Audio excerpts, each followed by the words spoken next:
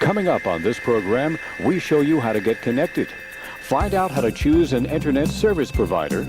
Discover the newest form of communication, electronic mail. Ways down and ready to ride.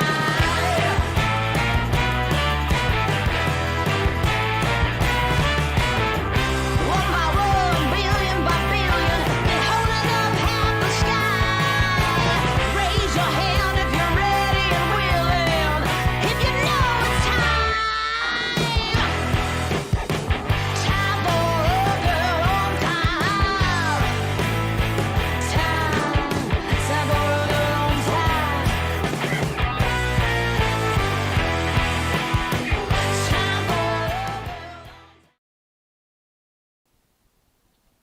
Hello, everybody. Happy Saturday. I hope everybody. This is my first time speaking this morning, I think, out loud. I hope everybody. And it's 2 o'clock in the afternoon, I've realized. I hope everybody's doing well today. I'm out of coffee. Terrible tragedy.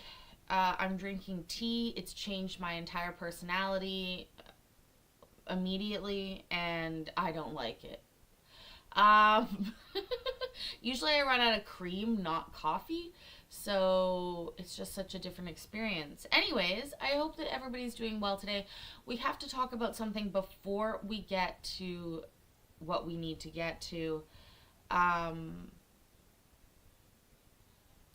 The first 2 videos that we watched of this case, I recorded and then they left them up and I was able to download them afterwards.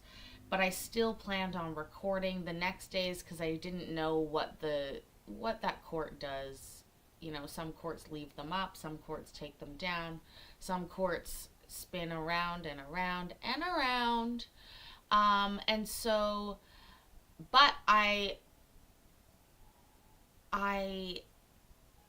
was late starting recording this. It's just the way it was.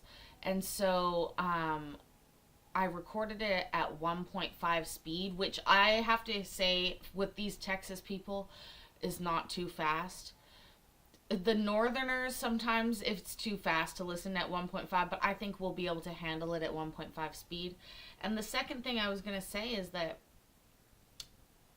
you're going to experience along with me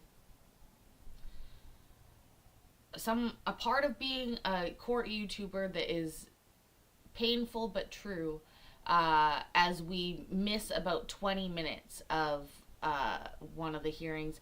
We pick up... What the fuck was that?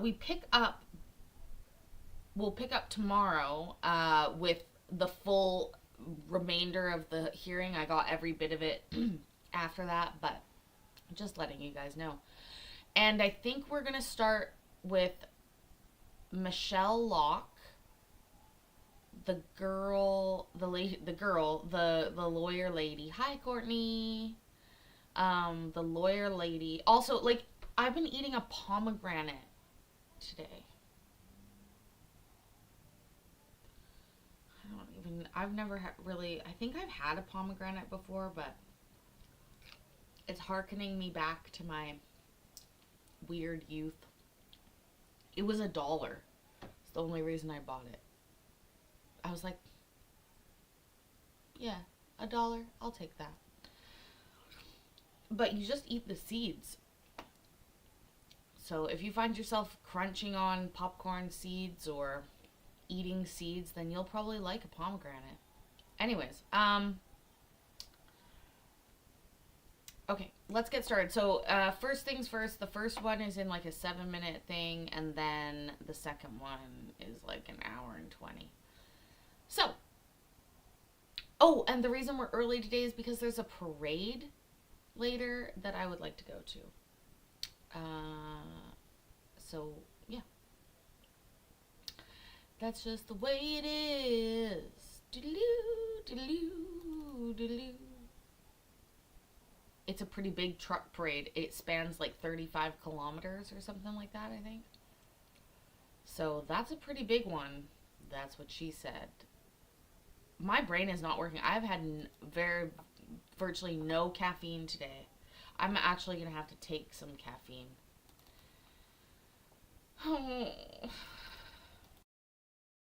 I'm also wearing no makeup.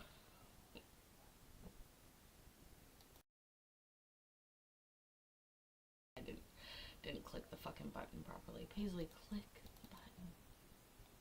Text him, and I got a text fairly late indicating that they came after him earlier yesterday than they have today, and he was concerned about it. My legal assistant just got off the phone. She says to me by text that with Lieutenant Opper, who is the person at the jail who is going to be retrieving Mr. Whitaker, and she is tending to it now, as I understand it. So I can't account for it other than to say that for whatever reason within their jail, they're a little behind, but I think it's in process. Okay, well, I can wait. We are all here. I might put you all back in the waiting room until I see him. But we'll at least give it some time, unless there's things you think we can do. I mean, there's a lot of exhibits if y'all wanted to do exhibit work, but we've been rolling okay on exhibits. I just don't know if y'all both looked at your exhibits and thought maybe we could pre-admit some that haven't yet been admitted. That would shave off some time. To that end, last night I sent a text message to Ms. Locke indicating that I would like to offer all of the exhibits that are listed. Well, you don't need to tell me that. I think you need to y'all need to talk, and y'all need to figure out if there's anything you can agree to. Okay. Because she still has some exhibits I'm sure that she wants to get in, and you have all your exhibits. But that's not a me thing, that's a you thing. I'm not gonna, if you all want to agree, I could see where that saves you some time. If not, Ms. Locke, your time is getting short. Oh, I'm well aware my time is short. Okay. But I don't mind if y'all talk offline about whether or not you can agree to some of the exhibits. But that's only if I'm only gonna do that if I could see the wisdom of it. But I'm only gonna do it if you agree. Okay. We'll just do it the hard way, especially because you put in 100 exhibits. And if I'm going to be 100 plus, and I'm going to be totally honest with you, a 2-day, even a 3-day trial, 100 plus exhibits is somewhat ambitious. I was going to call it ambitious. Or unrealistic might be the right, because it's not possible for a jury or a judge to look at 100 exhibits, really. Well, what I was hopeful to do with Judge, talk to any crazy woman who has scoured somebody's Facebook page looking through much more than 100 exhibits. I think you'll find you're wrong. Also, yeah, where I live, the weather is rainy. I don't know what is it expected to be. Let's just look. It is currently 50 degrees Fahrenheit, but it feels like 45, and we have a low of 43, and the truck parade will last like 3, 4, 5 hours, something like that. So I don't know. Well, also look at my hands are red from the pomegranate. Oh, that's so funny. Oh, it's so funny, so funny. Also, Lacey looks different today. We see her right over here. She takes off the jacket and it looks better, in my opinion. If she's going for the matronly look to like sort of stick it to him, she's achieving it. She achieved it. the spreadsheet is to have a source of documentation and source of proof for all line items, and that's the way I created the spreadsheet. And so I was hopeful that if Ms. Locke and I shared. Oh, Mr. Whitaker is coming in. Let me just letting y'all know. And Judge, Mr. Case and I can talk. I don't know that we necessarily need the backup documentation for values because we can stipulate to the current values as of today for purposes of the spreadsheet. But I think Mr. Case and I can take care of that on lunch break. I'm Okay. fine with that. All right. Well, it looks like Mr. Whitaker is at least arriving and is working on getting his screen up and everything. Judge, may I ask, housekeeping wise, yesterday you said we were going to keep the same schedule today, and then towards the end of the day. I can go later. I mean, I was dealing with that in real time. I actually saw Ms. Weinman. She's in a case against the pro se, but she can't reschedule it today anyway. And so you have me all day, basically. And lunch is from 11:30 to 12:30 again? I mean, I think that's fine with me. If we need to move it a little, we can move it a little. I mean, I'm pretty flexible today. That's all. I guess that's what I'm telling you. I have a lot of flexibility. I can do a more traditional lunch that's 12 to 1 our time today. We've been lining folks up around that. That's fine. Then that's great. That works for me. Okay. And may I ask, Your Honor, in light of the fact that we've been lining folks up and not knowing how long we need with Mr. Whitaker, et cetera, is it all right if I take some of those folks out of order if they need a specific slot? Of course. That works for me. All right, then I think we have everybody here now. Ms. Racanelli, again, she's dealing with a sinus infection, and so she's going to stay off screen rather than be on screen. And so we are going to go ahead, though. She is here, and so we are going to go ahead and go back on the record at this time. And Ms. Locke, we're still in your case in chief. And you may call your next witness. I call Mr. Whitaker. Mr. Whitaker, please unmute yourself and raise your right hand. In the testimony you're about to give, do you solemnly swear or affirm that you will tell the truth, the whole truth, and nothing but the truth? Yes, ma'am. Thank you. You may proceed, Ms. Locke. Please state your name for the record. Rusty Whitaker. Judge, I need sharing turned on, please. Yes, you do, and you have it now. Thank you. I'm going to share with you. No, still not turned on. It is now. Sorry. Thank you, Judge. Now, show you what's been marked as Petitioner's Exhibit 14. And Mr. Whitaker, you have seen the incident report from North Carolina regarding the allegation you are currently under federal indictment for. Is that right? I've actually never seen this. Okay. Well, it's a Charlotte Mecklenburg Police Department incident report. It's a public release incident report as of 6/6/2023. And Judge, under the hearsay objection of public records, I would move to introduce Petitioner's Exhibit 14. Your Honor, to the extent there are routine recitations, I suppose that's fine, but to the extent there are narratives, I'm going to object to hearsay within hearsay. Right. I basically allowed you to do this yesterday over Ms. Locke's objection, so I'm going to stay consistent and overrule your hearsay objection as well. And the Petitioner Exhibit 14 will be admitted. Thank you. So, Mr. Whitaker, on 5/20/2023, were you at a hotel motel at 7911 on WWT Harris Boulevard in Charlotte, North Carolina? Under advice of counsel, I respectfully decline to answer pursuant to my Fifth Amendment right against self-incrimination. Okay. And you're aware that the person you met with on that particular date was 15 years old? Under advice of counsel, I respectfully decline to answer pursuant to my Fifth Amendment right against self-incrimination. And you're aware. Yeah, the speed is 1.5 and it's gonna be 1.5 the whole day.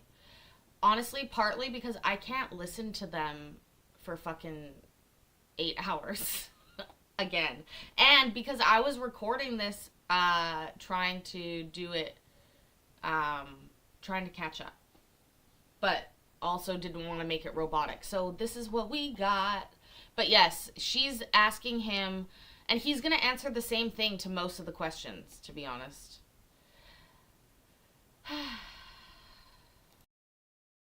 Aware that you forcibly sodomized her, right? Under advice of counsel, I respectfully decline to answer pursuant to my Fifth Amendment right against self-incrimination. This 15-year-old was hospitalized because of your actions, correct? Under advice of counsel, I respectfully decline pursuant to my Fifth Amendment right against self-incrimination. And she, in fact, suffered serious injuries from you raping her. Under advice of counsel, I respectfully decline to answer pursuant to my Fifth Amendment right against self-incrimination. Okay.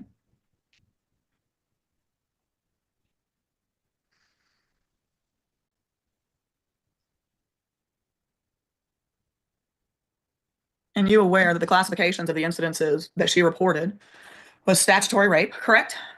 Under advice of counsel, I respectfully decline to answer pursuant to my Fifth Amendment right against self-incrimination. Were you taking pictures of her with your cell phone while you were sodomizing her? Is that where the pornography and obscene material comes from? Under advice of counsel, I respectfully decline to answer pursuant to my Fifth Amendment right against self-incrimination. Okay. And so were you, how did you meet her? Was it through Discord? Under advice of counsel, I respectfully decline to answer pursuant to my Fifth Amendment right against self-incrimination. Well, you have a Discord account, correct? Yes. Okay. And how long have you used your Discord account? Probably, I would say I used it from around June of 2022 until recently. Did you also pay her for those sex acts? Under advice of counsel, I respectfully decline to answer pursuant to my Fifth Amendment right against self-incrimination. Because one of the complaints is purchasing prostitution. Why would you pay a 15-year-old for sex? I don't understand the question. Could you rephrase it? Sure. Why would you pay a 15-year-old for sex?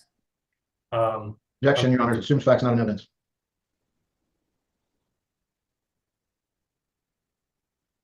Judge, I can't hear you.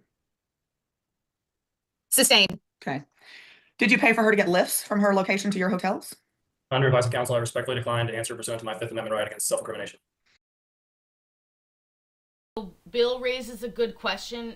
You know, Bill, in criminal court, because no inference can be made when somebody pleads the Fifth in a criminal court in America, there tends to be these blanket objections that are made that sort of, he's not going to answer, why bother asking? This is not a criminal case. This is a divorce case, and it's in a civil court, or a family court, sorry, and she has a broader lens to look at these types of things, and she's in fact allowed to make a negative inference to every question that he answers that way. So what that means is if she asks a question and he answers by pleading the fifth, the judge is allowed to assume and infer that he is not answering because he did it, basically. And so the reason she's asking these questions, and they're not just doing a blanket, we know he's not going to answer any of these, is because she wants this in the record. She wants to be, this is her point.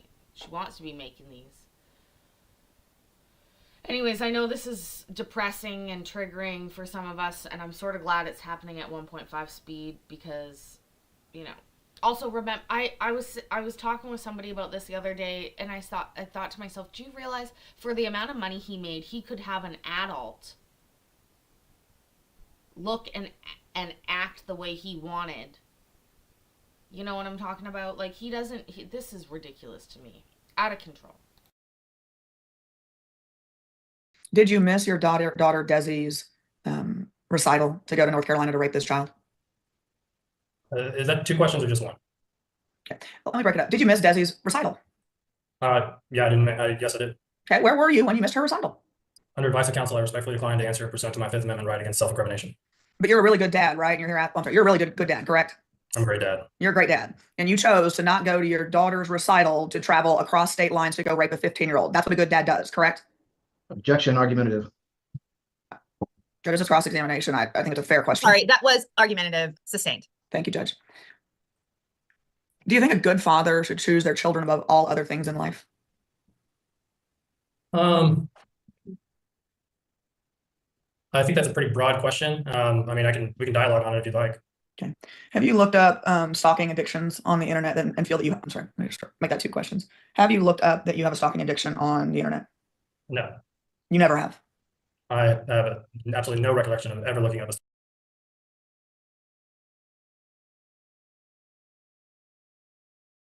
Paisley from the past. I was like, what the fuck is happening? That's Paisley from the past going, hey bitch, put this in full screen so you don't have to edit it later. Oh, okay, bitch. Give me 1 second while I pull it up. Oh, where?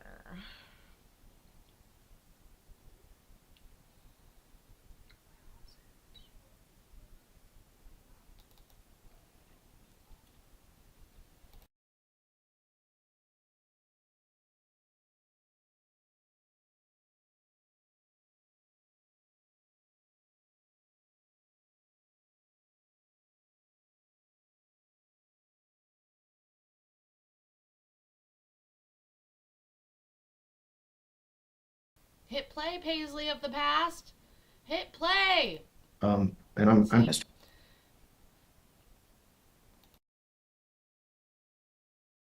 stalking addiction for myself on the internet.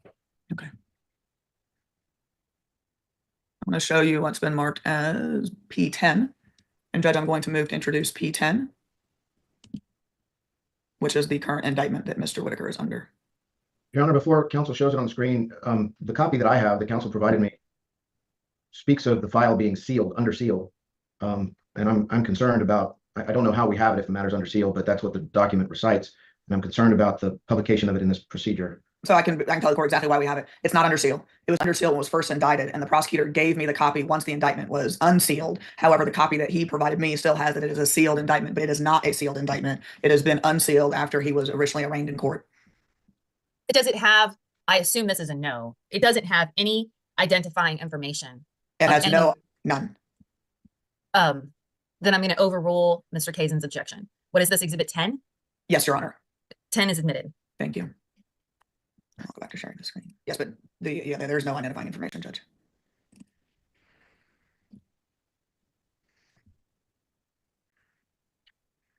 Just out of curiosity, Mr. Whitaker, has the U.S. government made you a plea offer in this case? I'm not aware of it. Okay, your attorney has not communicated to you any offer of what the U.S. government's willing to do in exchange for a plea of guilty? I don't know if I'm supposed to testify on my communications with my attorney. Your Honor, I will object on basis of attorney-client privilege. except for attorney-client privilege covers the communications that should be subject to privacy. What this U.S. government has conveyed to him as an offer to resolve the criminal charges is not subject to attorney-client information. There are discussions about it may be, but not the actual proposal. But he's already answered that question. He said that he's not aware.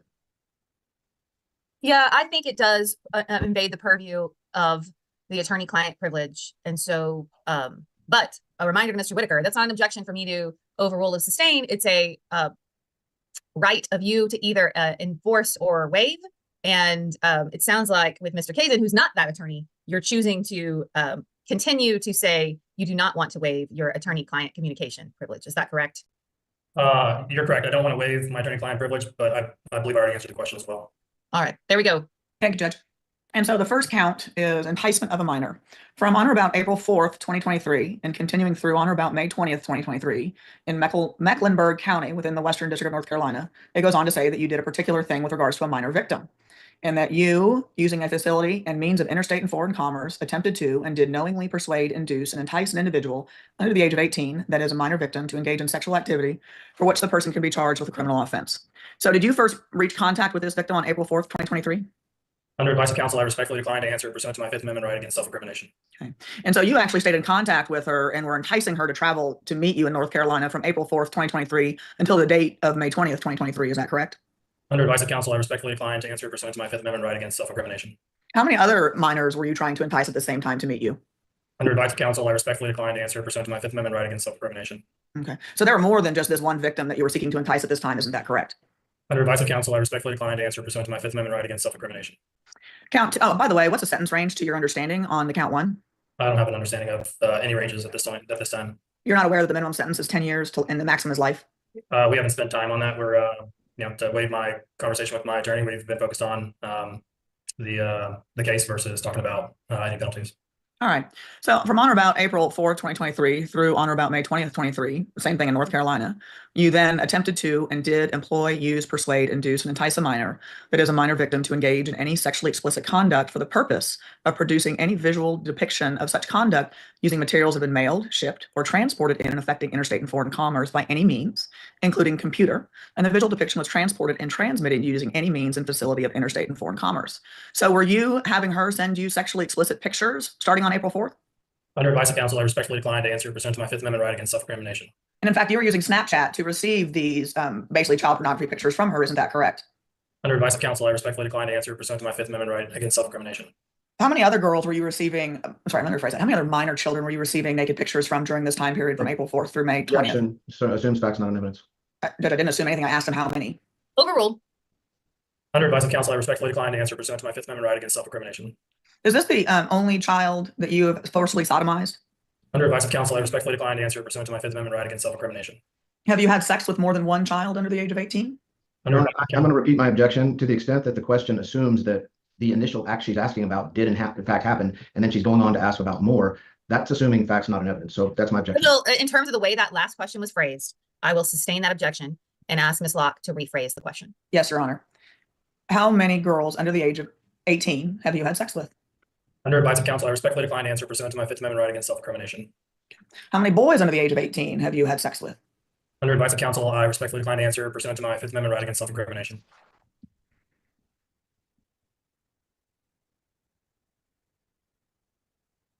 And count three, which is the last charge, relates to you traveling through interstate commerce for the purpose of engaging in any illicit sexual conduct.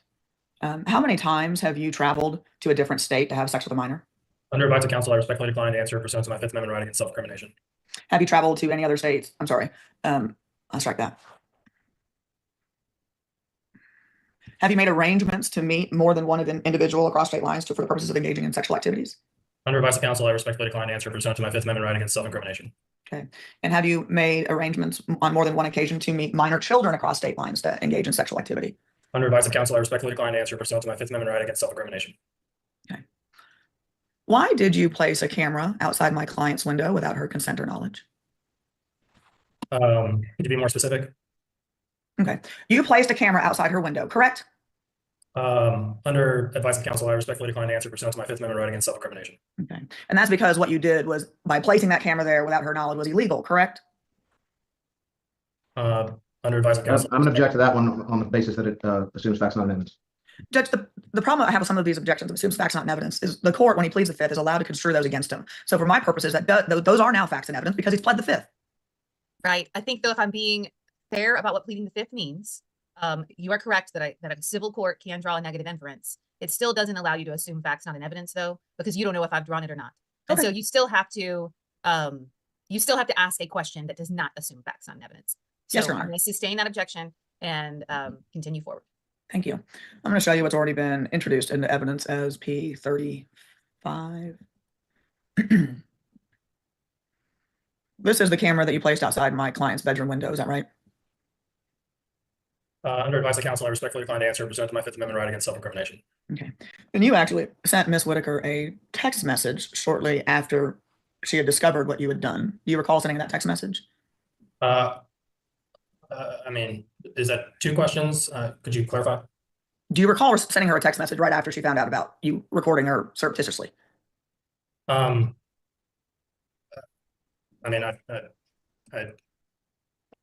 Your Honor, I'm going to object to that one because although there are some facts and evidence, the question asked my client to admit to the viewpoint that Ms. Whitaker recited when she talked about this camera. So, But here's the other thing. It's a very fine line, and Ms. Locke doesn't have a lot of time. But I'm going to overrule that objection because it's still cross, and you can still ask cross-examination type of questions. And so that question was okay. We might need to go back and re-ask it though, because we've had so much talk over it now that well, Mr. Whitaker might be taking the fifth anyway, but I think it's still fair for you to go back and re-ask the question, Ms. Locke. Well, I'm going to pull up the exhibit to make it easier. I'm going to show you what's been marked as and actually introduced as P41. You recognize this text message that you sent to Ms. Whitaker. Is that right? yes, ma'am. Okay. And so you admit you understand. I feel horrible for the way my actions have hurt you. I understand the paranoia, but there's nothing else. The past 3 weeks, this punishment finally broke me. I did an unthinkable, insane act out of insecurity and loneliness. So what was that unthinkable, insane act that you were referring to? Under advice of counsel, I respectfully decline to answer pursuant to my Fifth Amendment right against self-incrimination. Okay. So what insecurity and loneliness that you were going through I'm sorry, let me rephrase. What insecurities were you having at that particular time that you thought monitoring your wife was appropriate? I feel like that's a little leading. I can answer questions about insecurities and loneliness, but I don't know if I agree with the second part of the question. I don't know if you want to rephrase it or if you want me to just answer about insecurities and loneliness or something about my wife. Judge, I'm object as non-responsive. Sustained as to non-responsive. And Mr. Whitaker, Ms. Locke can lead if she wants to. She's basically on calling you as a hostile direct witness, which is similar to cross-examination. Okay. And she has the ability to ask leading questions. If you want to ask it again, I think I can answer it. I'll just move on. Mr. Whitaker, have you told the children where you are currently? I haven't had a chance to. I've barely been given any time to speak with them since my arrest.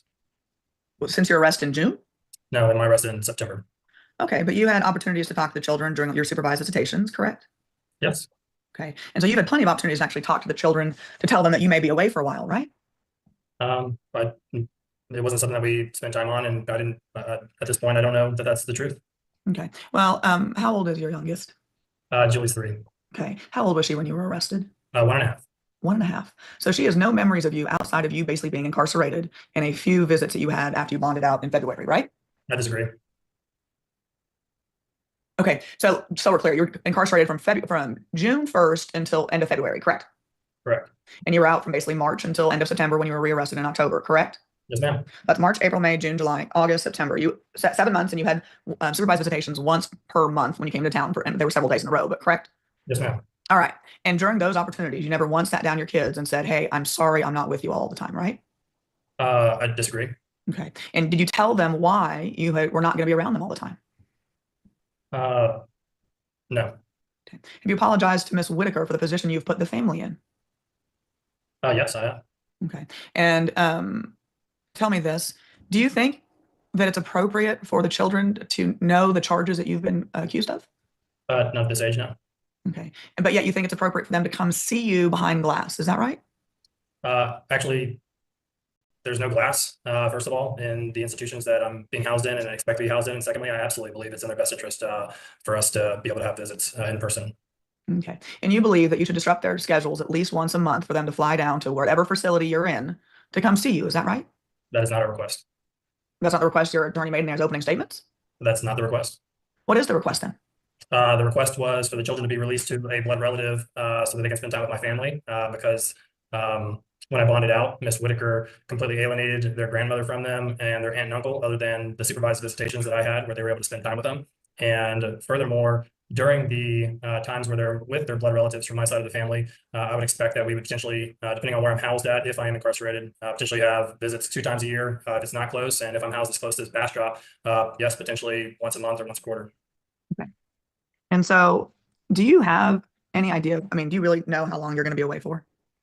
I have no idea right now. How does Weston explain to his baseball buddies that, hey, I gotta go visit my dad in jail? Well, I think that'll be a conversation if we get to it, the best way to explain it if it comes up. And you understand if you're convicted, you'll be a registered sex offender for life, correct? I don't have any understanding of the outcomes at this point. I just want to make sure we're clear. You're telling this court under oath that you don't understand that if you are convicted of raping a child, that you won't be labeled a sex offender for the rest of your life. That's what you're telling this court under oath? Your Honor, I am object to on the basis of facts, not evidence. That's not the indictment presently before. Well, it's not the indictment that's presently alleging. Well, it's also calling for legal conclusions. I mean, I think we can move on. I'm going to sustain an objection to that question. Thank you, Judge. Go ahead. All right. So, Mr. Whitaker, how do you explain to your daughters what you've been alleged to have done? I think when the time comes, we'll sit down and have a conversation about it. Don't you think your children should try and carry on as normal of a life as possible without the stigma that comes attached with what you've been charged with?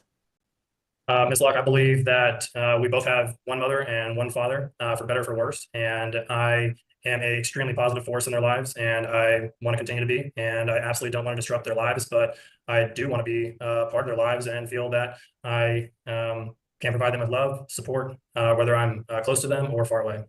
So how can you be involved in their school activities? Well, that's a good question. We spend time on our video calls right now doing math, drawing, just as reading books, just as if I was there with them. Mr. Whitaker, isn't it true this is just more about what you want as opposed to what's best for the kids? It is you that wants to see the children. You're not putting their needs first. I completely disagree with that.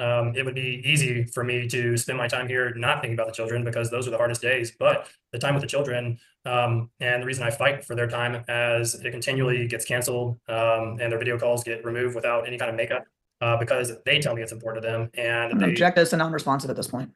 Sustained. Okay. And Mr. Whitaker, how do you plan on supporting the children while you are incarcerated? Well, there's multiple levels of support. The emotional support I'll provide to them is via video calls and in-person visits if I'm incarcerated for a period of time. During those calls, we're just going to continue to have fun, happy times, continue to do schoolwork and read. How are you going to financially support them? And then financially, in my proposal, we propose that I'll receive 50% of the future payout from the sale of my business, which will be $12,500 a month. What I've determined, Ms. Locke, is taxes on that will be about $1,875 a month. I've fully, the entire time, suggested that I will pay full guideline child support of around $2,700. If I also pay their medical expenses, which is around $400 a month, that's $3,100 a month. All right, so you think it'd be appropriate for the court to order you? Do you want me to finish? No, good. This one is non-responsive. Your Honor, Yeah, I'm gonna stop it. Let's ask another question. Thank you. Yes, go ahead. So you think you should be ordered to pay $2,700 a month? Is that correct? In child support? Yeah, I think that's fair. Okay. And you think you should be ordered to pay the $400 a month in medical health insurance reimbursement? Is that correct? In my proposal, we said if I'm awarded 45% of the estate, that yes, that does make sense. And how do you plan? Well, strike that. All right. So you think your financial obligation should at least be $3,100 per month to Ms. Whitaker for the children. Is that right? If we're awarded 45% of the estate, yes, ma'am. Okay. And if you're not awarded 45% of the estate, what do you think your financial obligation to the children should be? Well, that's going to depend on how that award changes. Okay. So what do you think the award should be if the court does a 70-30 split like Ms. Whitaker is asking? I haven't had a chance to do the math on that. Did you have any job while you were out on bond in North Carolina? Yes, ma'am. And what job did you have? I worked multiple jobs. I did landscaping. I did handyman work. I there was a hailstorm that came through South Carolina, and I picked up work as roofing sales. I did volunteer work at a couple of events, and then I was in the process of meeting with home builders. Had been on multiple excursions with them to become a gopher for them. Are you aware that finally, I did have one more job. I mean, whether it was a job or not, I was buying and selling trading cards, and I had made around $5,000 in September doing so. Are you aware that we've not received any income documents from you during this period of time? I'm aware that you've never requested them. You received requests for production from us, correct? And I provided at every opportunity your request for production. And you would agree that you have not supplemented any of your income information from while you were released from custody in February of 2024, correct? I haven't received a request to supplement my income. You understand you're under continual duty to supplement your discovery responses, correct? I was not made aware that I needed to supplement my income. How much money did you make during this period of time while you were released from custody? I don't have it written down. Maybe I can come back to it later if you want. Over lunch, I can add it up. Mr. Whitaker, you're a financial advisor, correct? No, right now I'm unemployed. I understand that, but that was your stock and trade that you sold your business for, correct? Yes, ma'am. So you understand finances and money really well, right? Yeah. And in fact, your attorney has said that you should receive a good chunk of the estate because you can invest it so well to make money, right? Investing is my trade. Yes, ma'am. Okay. And so then why is it you can't tell the court a reasonable amount of what you actually earned while you're out on bond? I don't have an accounting of it, but like I said, I can work to estimate it for you if you give me some time. I want to be clear, Ms. Locke, that you have 30 minutes left and you got to call Yeah, your court later. So I just I- want to make sure you know your time because Thank that you, was the Judge. rules of the game from yesterday. I understand at this time I'm going to pass and reserve the remainder of my time for additional recross and then shortly Ms. Desai. Thank you. Mr. Kazin, how do you want to do this? Are you going to No. call him now? Or are we going to, I mean, it doesn't really matter because I told Ms. Locke, just like I told you, we can call witnesses out of order. So if for some reason you don't have any questions now and you turn to your case in chief, it won't really change things very much, but I'll leave it up to you how you want to do it. What I'd ask for is 30 seconds for me to get my legal assistant to tell me when our first up is, because I don't know. When that your first what is? First witness up is pre-scheduled. Oh, okay. And because we may not have somebody till 10, we may not have somebody till 10:30. Sure. Well, why don't we just take a quick 5-minute break then? You 5 get minutes is all I 5-minute need. break. All right. Yes, ma'am. Thank you.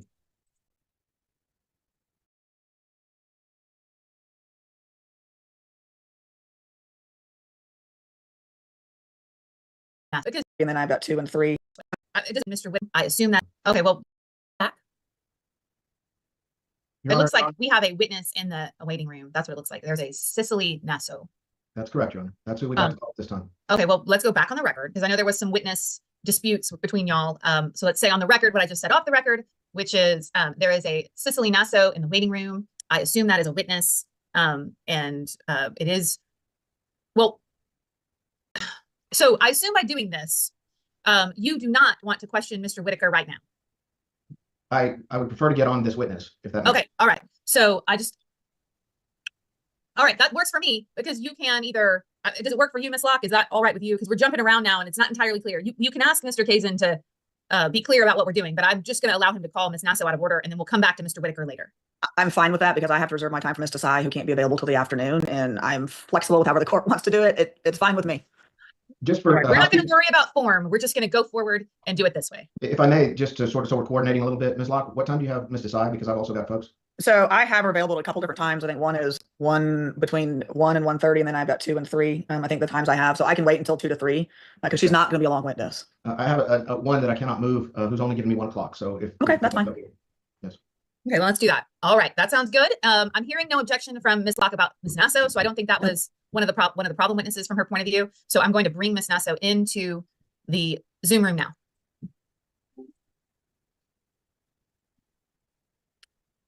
Zoom, zoom, zoom, we're going to the moon. Zoom, zoom, zoom, we'll be there very soon. Hi, Ms. Nasso. If you could unmute yourself and be on screen, there you are. If you would, we've called you as a witness in this case. It is a custody dispute between the Whitakers over their 3 children. Both lawyers are going to ask you some questions. I'm the judge. Mr. Kazin is the lawyer for Mr. Whitaker. Ms. Locke is the lawyer for Ms. Whitaker. At this time, please raise your right hand and be sworn in. In the testimony you're about to give, do you solemnly swear or affirm that you will tell the truth, the whole truth, and nothing but the truth? I do. All right, thank you. Mr. Kazin, you're going to go first. You may proceed. Thank you, Judge. Ms. Nasso, you and I spoke for the very first time just last night. Is that correct? Yes. We're on short time here, so I'm just going to sort of speed along through some of the basics. Is it true that you're a supervisor that has supervised some of the visits between Mr. Whitaker and his children? That's correct. Okay. How many of those visits do you think you supervised? 1, 2, 3, 4, 5, 6, 7, 8, a little bit over 10, maybe 11 or 12. 12, I think.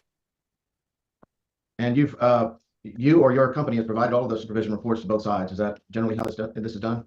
That's not my purview. I assume if they've requested them, but that's not part of my role. Do you personally write them up?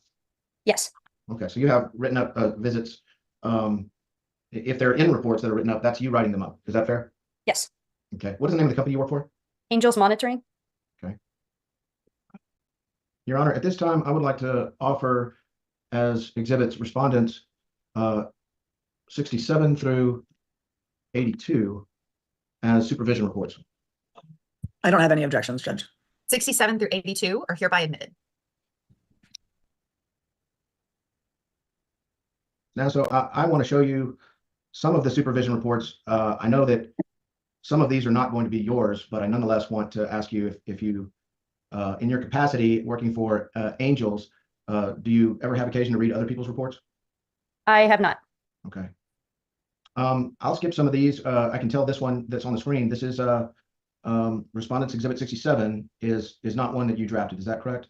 No, I did not draft that report. All right. When is the first, if you know, when is the first report that you did draft? June 27th, 2024. All right. I'm showing you what's labeled and admitted as Respondent's Exhibit number 70. Is this one that you drafted, ma'am? Yes. Okay. In general, how would you describe the relationship that you observed between Mr. Whitaker and the children? In general, they had positive interactions. Mr. Whitaker seems to care quite a bit about his children, and they, displayed an appropriate amount of attachment to him. Okay. I'm showing you on the screen all these comments where my cursor is running. These are all drafted by you. Is that correct? Yes.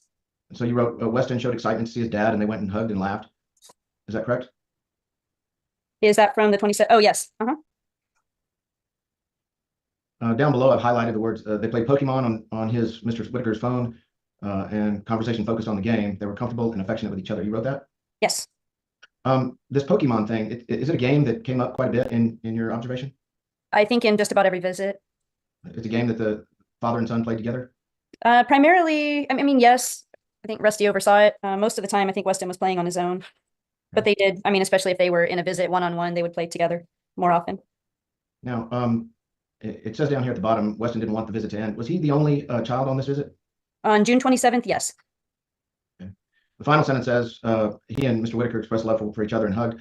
Was that common in your view? Yes. I'll show you R71 and ask if it's one of yours. This is the next day, apparently, June 28th. Mm-hmm. And it apparently is with you and Mr. Whitaker and all three children. Would that be correct? Yes. Let's get to the text of it. All three children were eager to see their father. That's what you wrote? Yes. Overall, would you describe what your observation was between father and children as positive and healthy? The interaction, like interactions between the two of them, or between parent and child? Yes.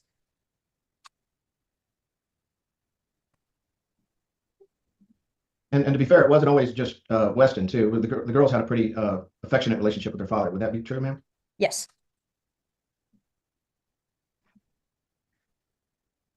Did they always exchange hugs and kisses at the end of the visits?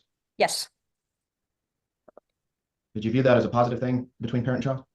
Yes. I'm going to show you what has previously been marked as Respondent's Exhibit number 72. And this is, again, the next day. This is June 29th. Is this one of yours? Yes.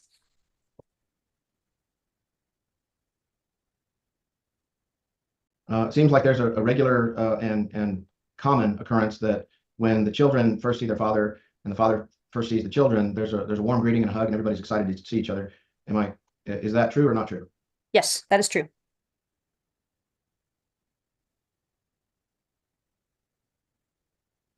At the end of this particular visit, it appears Desi had some reluctance to want to leave. Is that correct? According to my note, yes. What is this bit about one more airplane ride? What is that, if you could tell the court? He was holding her and kind of zooming her around like an airplane. How many times did you observe that kind of thing? Multiple times.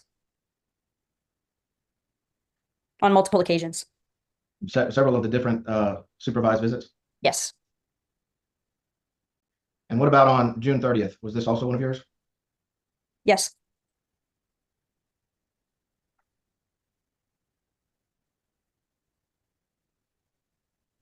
If you know from your notes, how many times in a row or how many days back to back did the children see their father in this period in late June? 4 days in a row.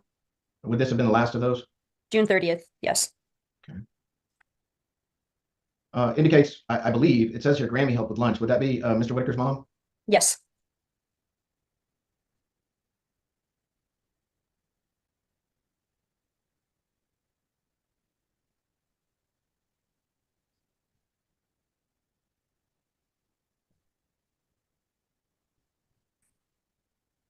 I'm going to show you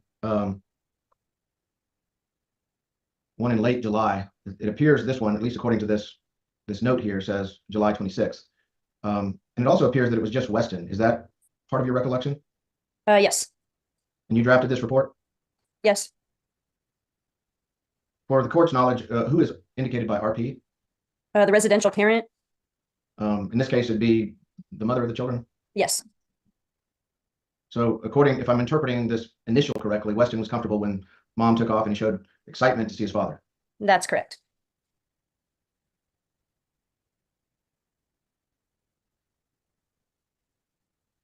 So aside from playing Pokemon together, what kinds of activities did the children usually engage in with their father?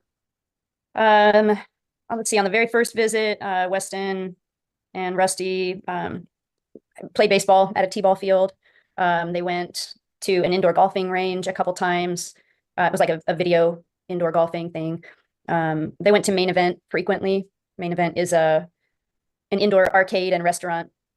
They did that quite a few times. They also they had a spa day, a princess spa day. They went to Target on a shopping spree. Went out to dinner a couple different places. Went to a bookstore. Okay.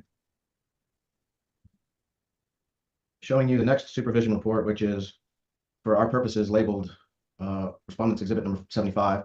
This one apparently was also in late July and apparently was with all three children. Would that be your recollection, ma'am? According to my note, yes. And again, all three children very happy to see their father, were they not? Yes. This phrase that appears in the first line, pretended each child's hug knocked him over. Can you kind of explain what that means? Sure. He's sort of crouched down onto their level, and the child would run at him and sort of pretend to knock him over onto the floor. Did you see this just the one time or several times? Multiple times. And how did you regard that behavior? Was that just parent and child sort of horsing around or showing affection? How did you regard it? I regarded it as like totally normal between parent and child, but sometimes inappropriate in the setting. Just because of how sort of roughhousing it was, perhaps? Yeah, just because of social propriety. But not as between parent and child, but more the location. Correct. Correct. I didn't interpret it to be anything inappropriate between parent and child. More of a poor decision to do it when and where it happened sometimes, but not as inappropriate between parent and child. Would that have been just because of small proximity to other people and other things? Yes. Okay. And once again, we see this comment about an airplane. Is that the same airplane behavior that we saw in the other report? Yes.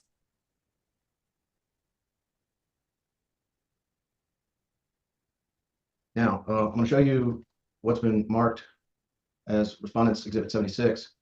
This one is July 28th. Did you supervise on that occasion? I did. Okay, and all the children were there? Yes. On that next occasion, the one we're talking about now, the kids again were excited to see their father? Yes. Did he always, or did he come with appropriate things for them? I mean, I don't want to put words in your mouth, so I'll just leave it at that. Did he come with appropriate things for the kids? He came with an abundance of toys, gifts. Toys, games, food sometimes. Yes. Made sure that they had things they could do during their time together. Yes. It's my understanding that Weston was not able to stay for all of this visit. Is that correct? Do you know Correct. anything about that? Yep. He had to leave for camp at approximately 11 o'clock, and that was prearranged.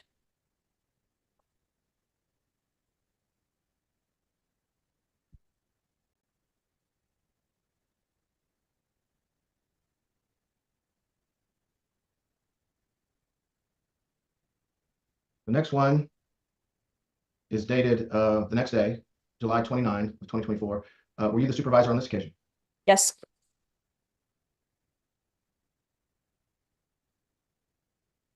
Looks like Weston was not there. Is that correct? Judge, I let it go for a little bit, but he's continually leading the witness that he's supposed to be directing, so I object to leading. I can do it the other way, Judge. I'm just trying to speed along. Yeah, I'm gonna overrule that. I'm gonna let you kind of lead her for if it gets into disputed fact issues, Ms. Locke, come back to it. But for now, I just want to move things as well as we can. So Understood, go Judge. ahead. All right, go ahead, Mr. Kazin. So, ma'am, was Weston present on this occasion? No,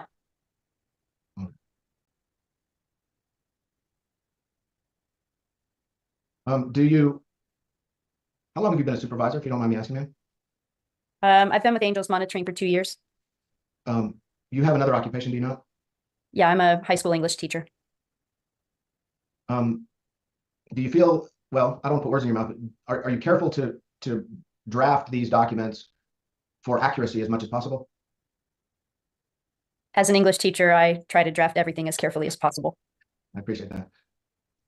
Doesn't mean I don't find a mistake. Remember, we found one on the phone together last night. A typo, right? Typo, yeah. Seems to indicate that Mr. Whitaker also was good with the children insofar as giving them direction if they needed it. Would that be fair, ma'am? Can you ask that in a more? Sure. Well, I'm talking about this comment up here. It says VP set appropriate boundaries when one of the girls hit or didn't follow instructions. I'm not sure how to read that. What got hit? When one of them hit each other. I see. And on this occasion, were the children sad to leave their father? According to my note, yes.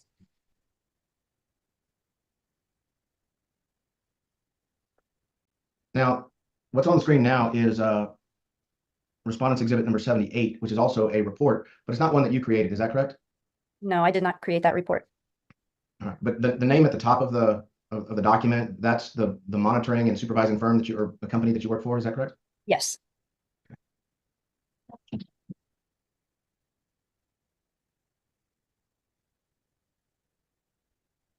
What kinds of things, when you see the children get upset, what would they usually be upset about? Is there a particular date that you have a question about? Not really. I just want to ask in general, just a few wrap-up impression sort of questions in general, but because you've supervised now a number of these, and what I'm trying to ask you. Oh, by the way, before I move on, have we gone through all of the supervision reports that you drafted? No. When was the next one that you drafted, ma'am? August 23rd.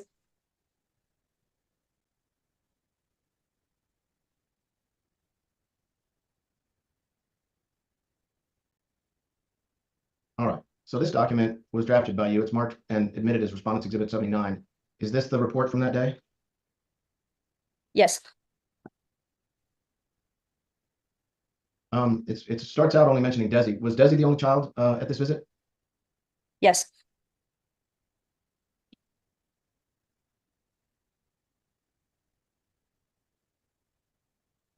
This refrain I've seen a couple of times. The one that I'm pointing to right now, it's indicated in more than one of your reports. Is that fair, ma'am? The best daughter and best daddy ever? Yes, ma'am. Yes. I heard that more than once. That seems kind of like a routine that Mr. Whitaker goes through with the kids, or what would you call it? I would say that I heard it on multiple occasions. I can't comment on whether that's a routine otherwise. This comment up that I'm pointing to now talks about changing a game into a math game, a learning issue. Is this the only occasion that you saw Mr. Whitaker turn a fun game into an educational game?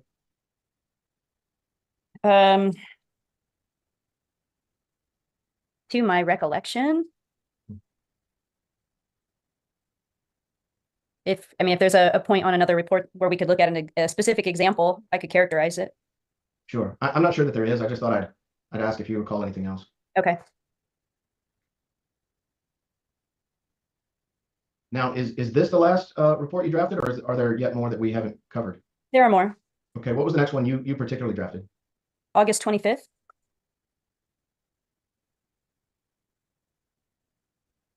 Showing you what's been admitted as Respondent's Exhibit number 81.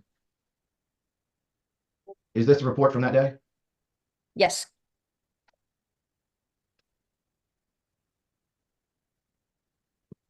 This was at a hotel room, ma'am? Yeah, that's where it started. Was it in close proximity to the main event where they went? Yes, it was next door, located in the same parking lot.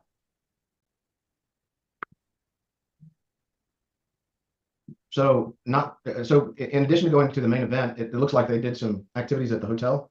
Is that correct? Yes. They went to the pool? I went to the pool. Had a light dinner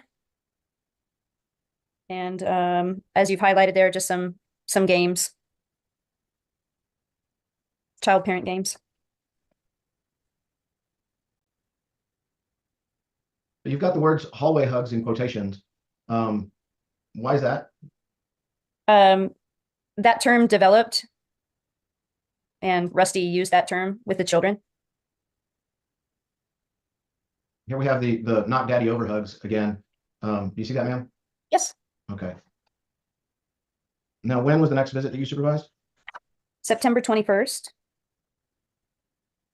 I'm not sure I have that one. Why don't you, do you have well, I'll tell you what, do you have a remembrance of what happened on September 21st? Yeah, I have all my notes with me. There are two others that I supervised on September 21st and September 22nd. Why don't you just tell the court in general what happened on those occasions? Sure. September 21st was a 4-hour visit. All 3 children were present. It started at the hotel room and they went to the arcade main event.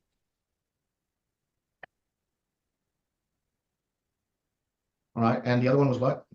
The other one was September 22nd. It was a 3.5-hour visit with all 3 children, also located at the hotel room. In general, did you, was the interaction between Mr. Whitaker and his children overall positive? I mean, I'm taking the whole ball of wax together. Yes. I pass the witness. Real briefly, you actually have expressed some concerns to Ms. Whitaker regarding some of Mr. Whitaker's behavior at visitations. Is that right? There are a couple things that I had concerns about. Okay, and what specifically did you have concerns about?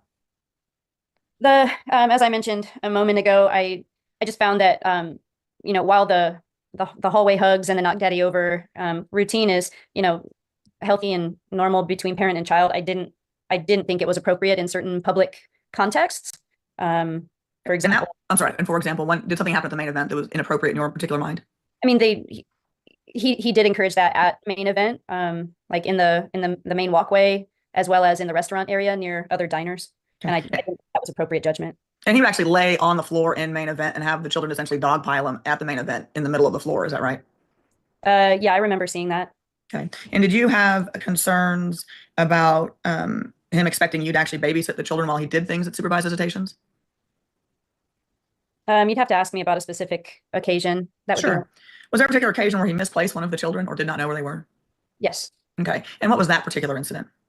We were at main event, and Desi had a favorite game that she would go to. It was like a virtual reality game where she had to, sit in the machine and put on a headset, and she loved that game. But it took quite a while, and so I think there was at least one occasion where he went to play games in another part of main event and left her there. And I remember, I think there was one time where she got off and went looking for him, and then he had come back, or they couldn't find each other. Okay. And were you with Desi at that time? I was not. Okay. And was anyone watching Desi at that time to the best of your knowledge? No.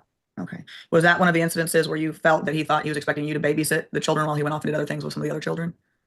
I mean, my job is to stay with him. So although it made me uncomfortable, I followed him and would always try to keep, as a mother, I would always try to have an awareness of where a child would be on those events, but I had to stay with Rusty and the other kids. Okay. And was there ever a time where Mr. Whitaker tried to use the bathroom alone with one of the children? I don't know about try. Okay, let me rephrase. Was there a bathroom incident that raised concerns? Yes. Okay, can you tell the court about that? Yeah, I think it was, let's see, August. So what precipitated the depending on which one you're referring to, we were at dinner one night at Dairy Queen, and we were at the table, the kids had food, everything was sort of spread out, and one of the girls needed to use the restroom, and it just sort of happened, as I recall. I mean, it's really sometimes difficult when you're in these public settings and there's a lot of moving parts. One of the girls had to use the restroom, I think, golly, what day was that? I want to go look at it. And so he did take her to the bathroom. I didn't think about it at the time because of everything going on. And so I did take responsibility for that. It was a short bathroom break. But one of the issues was in the agreement that Mr. Whitaker signed for supervised visitation indicates that he's not allowed to do that, right? I haven't seen their signed order. Okay, is that part of, okay, so let me ask you this. How did Mr. Whitaker respond when you had expressed concerns to him about taking the child to the bathroom by herself? Well, I think the incident that you're referring to happened at the next visit, which may have been the following month. I sort of proactively brought it up and said, hey, this happened last time. That was my bad. And moving forward, we can't let that happen again. And how did he respond to that? He got really upset really quickly and just sort of wanted to go over my head and call Amy Burkholder, the owner of the company, to discuss it. Okay. Have you ever expressed concerns to Miss Whitaker that you believe that Mr. Whitaker was monitoring her somehow? Have I expressed concerns to her? Oh my goodness. Miss Lisa B sending me coffee money through the PP. Thank you.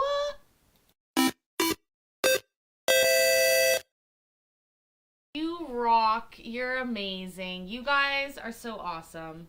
I will go buy some coffee. It's my daughter's birthday on Monday. And of course, Christmas coming up. So I think I need coffee. I don't think I can last without it. So thank you so much, Lisa. You rock. Ed checked his PP. It's still there. Phew, Ed, we were all worried. To Miss Whitaker? I mean, it seemed weird sometimes that he knew things. Can you give the court an example? I knew you were going to ask that. Would it help you if I talked about the incident where it related to requesting copies of the reports and if Miss Whitaker was being charged for them? Yes, as a matter of fact, you're right. Okay, so tell the court what happened with that. I'm sorry, I don't recollect. That would be a good question for Ms. Burkholder. Okay. Do you recall if Miss Whitaker had asked you for copies of the report through an email? Do you recall receiving or seeing an email regarding that? Again, that would be an Amy question. Okay, then I'll wait for Amy and pass the witness. I don't have anything further. Give me just a second to check my notes before I say that. Yes, Miss. Isn't it true that on the occasion where you were suggesting that Mr. Whitaker was separated from Desi at the main event, the period of time we're talking about is like 1 minute, isn't it? No, it would be longer than that. It was relatively short, though. Would you agree? I'm not going to say if it was short or not. That depends on who's answering. I'd say it was probably 5 minutes. Okay. And yesterday I did ask you about this incident about Mr. Whitaker, and you say he was upset to discuss the rules about taking children to the bathroom. And I asked you last night, and I'll ask you today, since we're in court. There's a version of that that's has creepy intent, and then there's a version that's just him trying to be a parent. Judge, I'm going to object to leading. Well, I'm just trying to orient the witness as to the conversation we had, Your Honor. Okay, ask it again. I'm sorry. Ask the question. Sure. That was a lot. Go ahead. I'll try to streamline the question. Ma'am, was there anything inappropriate about Mr. Whitaker's, frustration that he couldn't parent his child the way he normally used to?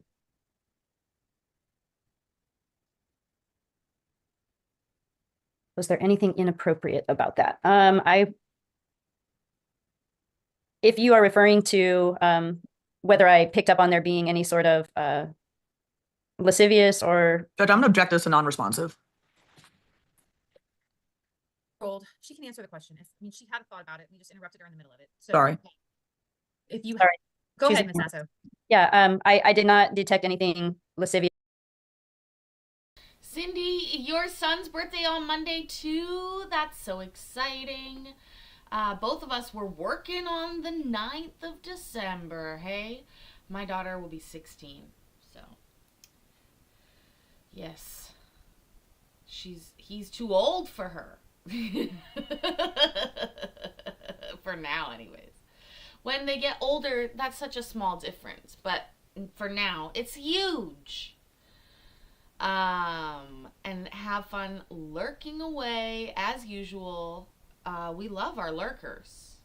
We love our lurkers. Oh, also, you guys, I'm working on a live music project for us. Okay? So we'll see. Just keep that in the back of your mind. I don't think it can happen right on New Year's, but I'm working on it. Let's just say that. With my best friend who's a singer. Or inappropriate in a sexual way. Okay. Did the frustration, as you perceived it, have anything to do with a father not being able to take care of their child as they normally would in a bathroom situation? I'm gonna object to leading. That's fine. We can move on, Your Honor. I don't have any further questions. All right, thank you. Anything else from you, Ms. Locke? No, Judge. All right, then at this point, Ms. Nasso, you are excused as a witness and you are free to go. Okay, thank you for working with my schedule, Your Honor. Yes, thank you. Bye-bye. I'm going to remove you from the Zoom. Your Honor, is there anybody else in the waiting room? Dusty W is in the waiting room. If it's all right with counsel in the court, I'd like to call Dusty Whitaker. At this point, I'd really prefer we resume with Mr. Whitaker. I think that was the order. We had a professional witness that needed to be taken out of order. That's fine, but his brother, in my opinion, can wait. He's not even employed. Well, that's a question then for, I think your witness isn't here yet. And we come back to Mr. Kazin, who is either going to take his witness now or reserve his witness for his case in chief. He can do either one. And he has never made that decision. So what would you prefer to do, Mr. Kazin? That's as to Rusty Whitaker. Right. So, Your Honor, I am only asking this because we had this incident yesterday. I mean, my belief under the law is that if I examine Mr. Whitaker now, it's in Ms. Locke's case in chief. I don't think that impairs my ability to recall him during my case in chief. The court feels differently about that. I know from yesterday. And so I'm just trying to clarify that if I proceed with him now, I'll have to finish with him now.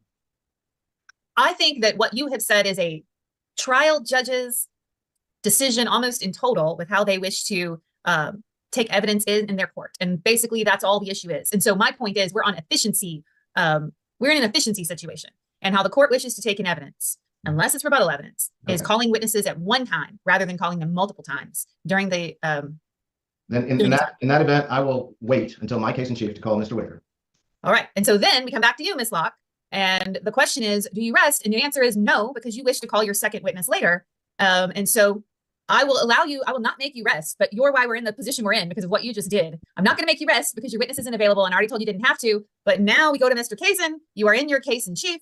And how would you like to call your witnesses? I'd like to call Dusty Whitaker first. There we go. That's the only, we had to do that the long way, but the long way got us to the same place. I will call Mr. Whitaker. I'll bring him into the Zoom.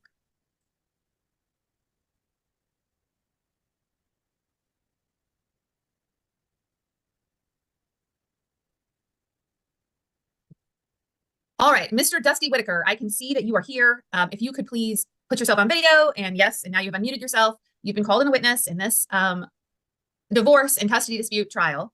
I'm Judge Meacham. Mr. Kazin represents Rusty Whitaker. Ms. Locke represents Lacey Whitaker. You will be asked questions by both of them. Please raise your right hand and be sworn in. In the testimony you're about to give as a witness, do you solemnly swear or affirm that you will tell the truth, the whole truth, and nothing but the truth? I do. Thank you. You may proceed, Mr. Kazin. Mr. Whitaker, you are Rusty Whitaker's brother, is that correct? Yes. And most of your you've got a wife and children. Would that be also correct, ma'am, sir? Yes. A wife and two daughters, 13 and 11. If you don't mind, give the court an understanding about historically how much time you and your wife and your children have spent around Rusty Whitaker, Lacey Whitaker, and their children. Yeah, I guess, broadly speaking, like holidays, Thanksgiving, Christmas, whether it was on Christmas or, a later date and time, kind of coordinating around schedules, different birthday parties, activities, going to baseball games or coming to my children's like plays, just different activities kind of throughout the year for both sides of the family. Okay. Is it the same now as it was how you just described it? No, things, since we bailed Rusty out in February, we really haven't had a lot of contact with the Wes and Desi and Julie, other than during my brother's supervised visits. We hosted here at our house for a lot of those supervised visits. Well, not a lot. I'd say some of the supervised visits we were hosting generally like one day a month over here at the house. How old are your children? Two daughters, 13 and 11. Okay. Are the cousins close at all? I mean, I would say that they enjoy hanging out with each other. Obviously there's a little bit of an age gap there. So different likes and interests. But whenever they come over, my two daughters will definitely like interact. They would, like if Rusty was doing something with Desi or Julie, they might play like, Mario Kart on the Nintendo Switch with Weston, or, they would play something with, they would help, Desi or Julie color while my brother did something with Weston and kind of, I wouldn't say helped out, but just kind of played on the, who was available while my brother played with the children. And when was the last time your children got to see their cousins? It would have been at one of the visits. I don't recall if it was in September or August, but that would have been those would have been the last dates that we would have seen them. So I've got a list of issues that I want to go through, but have you taken care of Rusty's three children in your household when either Lacey or Rusty were not there to be with them? Yeah, no, yeah, we definitely have, over the years, whether it's, they go to the same, Westwood, same elementary school, whether we would, pick one of them up or, have one, briefly here or there. And then while my brother was incarcerated, there was a couple occasions where, we had the children over here, whether it was like inviting Desi over just for a baking day, and we just baked like cupcakes and cookies and stuff, with Desi, on, kind of Christmas, which was held in January, kind of similar thing where, we had Julie and Desi here in the morning while Lacey and Weston, I believe, went to a funeral. They had other obligations. So Lacey dropped the two daughters off over here. They spent the night, here because our cousins from the Dallas area were also in town. So, we had kind of all 8 of them kind of over here at the house that evening. So there have been, several occasions where, we've offered to help. We've either had them here or not. But the last occurrence of that would have been, prior to my brother being bailed out. So just how many occasions, or can you even quantify how many occasions you've had one of the children, one or all of the children in your house, taking care of them for Lacey and Rusty, who were somewhere else? I don't know that I'd definitely necessarily be able to quantify that. I'd say an easier number to quantify. I mean, there was several occurrences, prior to my brother's incarceration, and I would say there's, 5 to 10 occasions. I don't know if 10's probably on the high side, since his incarceration, where we've had, one or more of the children here. Okay. So one of the things that your brother has requested in this proceeding is that you have the ability to pick up the children if he's incarcerated and either take the children to visit with your side of the family or take the children to visit him as the jailing system might allow. Are you willing to do that? Yeah, absolutely. Whether it's, picking them up and flying them wherever needs to be flown, we'd love to maintain a relationship, on this side, our other cousins, my sister and her children come down, to celebrate Christmas and sometimes, other events. I'd like all of us to go. Last summer we took a family vacation with my sister and her kids. We had invited, that Weston, Desi, and Julie could join us. We would love to have the kids, for events like that so that they kind of all stay connected as they grow up. Just so the court has a full understanding of your ability to take care of children, is there anything aside from merely having your own to court to know about?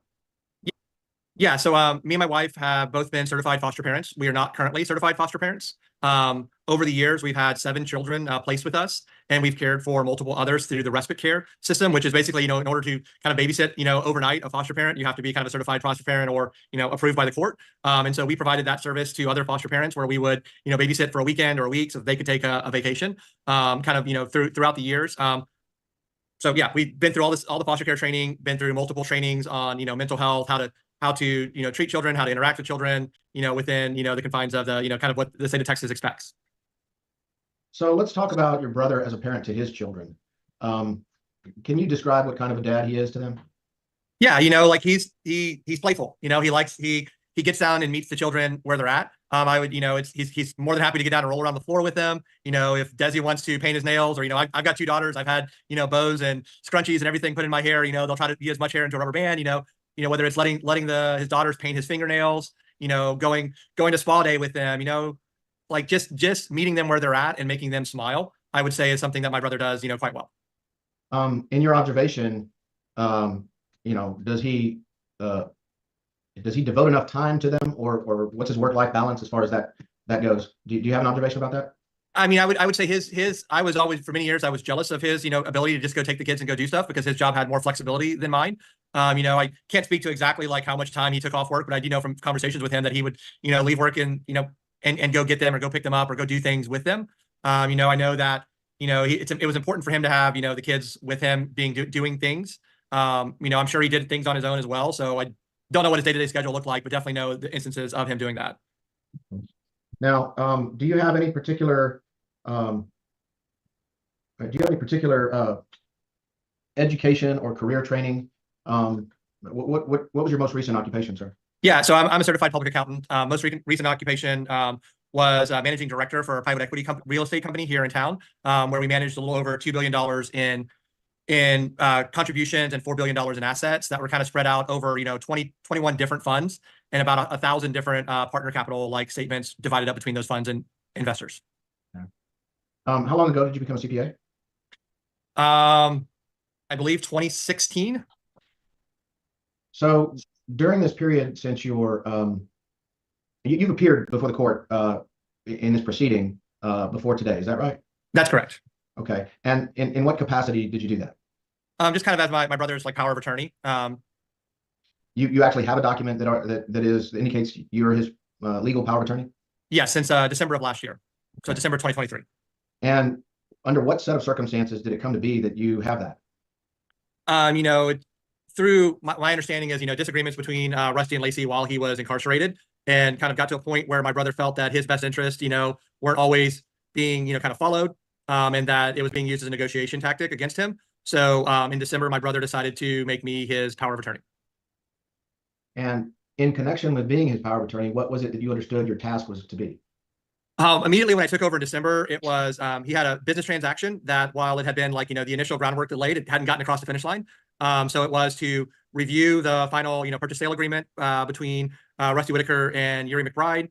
So I worked with his lawyer that was drafting that and the opposing side to make sure that we got everything finalized, all the promissory notes finalized, and to assist Lacey in anything that needed to sell the house, to kind of get that across the finish line, and then kind of take over his affairs and manage his checking accounts, savings accounts, et cetera. Make sure that his life insurance was getting paid timely, and just kind of general affairs. In general affairs, are we talking about management of financial accounts and personal accounts with companies and social media and things online as well? Yeah, so I would say it was in a capacity. I want to be clear that it was in a capacity of like managing all those things, but not managing it in a fiduciary, like, as a CPA or financial advisor or anything like that. It was just managing it, kind of, I'd say it was as a role of a brother and a power of attorney role of, gaining access to those accounts and making sure to enact what my brother's wishes were of how he wanted to move money or what he needed to pay for. So things like making sure his commissary, he had money in jail, making sure he had money for minutes, et cetera. Minutes meaning phone minutes and such? Phone minutes, yes, sir. Okay. And are you still his power of attorney? I am.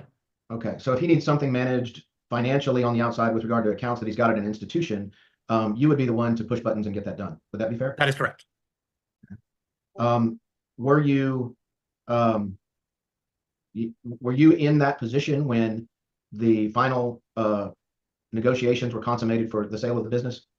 Yes, I was. I'm the one. So even after my brother was bailed out, I'm the one that still continued on to finalize that business sale. One, just to keep everything fluid and moving. And so I signed the final purchase sale agreements as Rusty's power of attorney, even though he was no longer incarcerated, because I had the most information and the most up-to-date information and kind of was working with both legal sides. With your training as a CPA, and you've worked in that capacity for various private companies, it sounds like, with your business knowledge, do you have any sense of whether or not there was a fair price garnered for the sale of the business? Judge, I'm going to object. He's not been declared an expert. He has no expertise to discuss this. This is completely, he's a fact witness, not an expert on business valuations. And his opinion on it's not relevant. Sustained. Mr. Rusty Whitaker can talk about it, but I don't think Mr. Dusty Whitaker can in his current capacity. And so the only thing I'd observe there, Your Honor, is that Ms. Whitaker is neither a financial advisor nor designated as an expert either, and she commented all about it. Correct. I think the parties can talk about things, even if they're not designated. I don't think a non-designated fact witness can give this type of detailed testimony about valuation. All right. I'll proceed, Your Honor. So Mr. Whitaker, was it easy or was it difficult to get control of the accounts that needed management as power of attorney?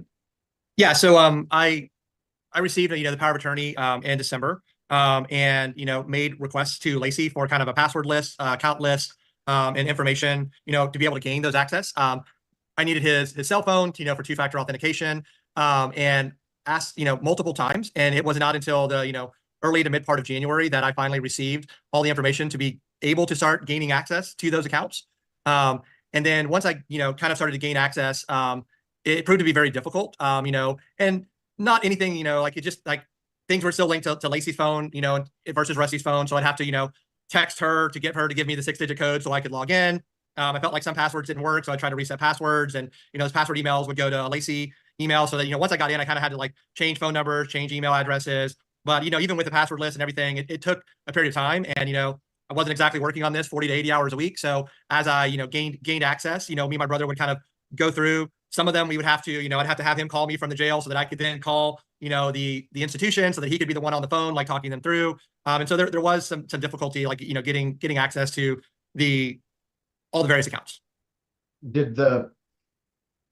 From your standpoint, your individual standpoint, did the difficulty you just now recited have anything to do with your brother's bonding out of jail? Ultimately decided to bond him out of jail. Discussing with him, it was he'd worked as a sole proprietor. We didn't have all the information, kind of from his business from business transactions, business expenses, in order to be able to do reasonable tax estimates and everything. Had a conversation with my brother, was like, look, you would need to hire me full time to do your taxes and manage your affairs to get a hold of all of this. And this is proving to be quite difficult. And it's just time for you to be, bailed out of jail, and you need to come to get control of this in a reasonable and organized fashion. Was Lacey Whitaker, Mr. Whitaker, your brother's power of attorney before you? Yes. Okay. And did that continue, or was it revoked at some point when you took over power of attorney? It was revoked on the day that I received the power of attorney. You guys would know better than me, but I believe the date was December 13th. I don't have it in front of me. Okay. Assuming that's right, do you know whether or not Ms. Whitaker continued to access the financial accounts? Judge, I'm going to object this calls for speculation. Your Honor, Overrule. I don't have direct evidence. I have conversations with my brother that there are instances I'm where hearsay and speculation again, but hearsay. Sustained on hearsay. Yes. Yep.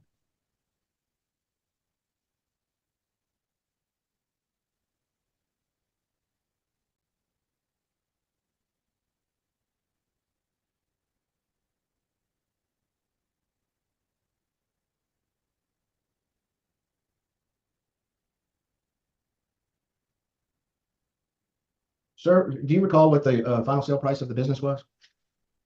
It was around a little bit over 1.8 million. I don't have it directly in front of me and haven't looked at it in a while, but should have been around 1.8 million.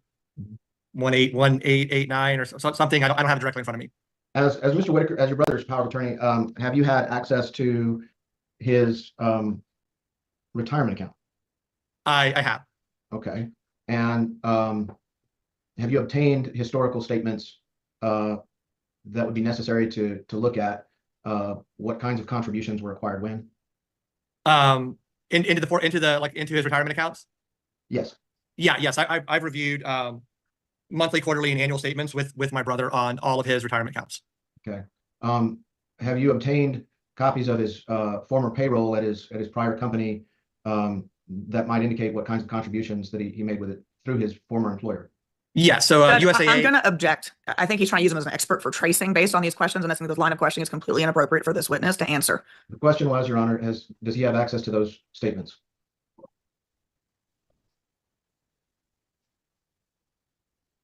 Did Your Honor respond? I thought I did. I'm going to overrule the objection for now. He can answer that question. He may not be able to answer the next question. I'm not sure about anybody else, but I hadn't heard your response, but thank you, Your Honor. So do you have access to the statements that I just asked about, sir? Yeah, so I believe it was on September 30th. USAA emailed my brother's payroll statements to him, and I have accessed and downloaded those and provided them to legal counsel. Thank you.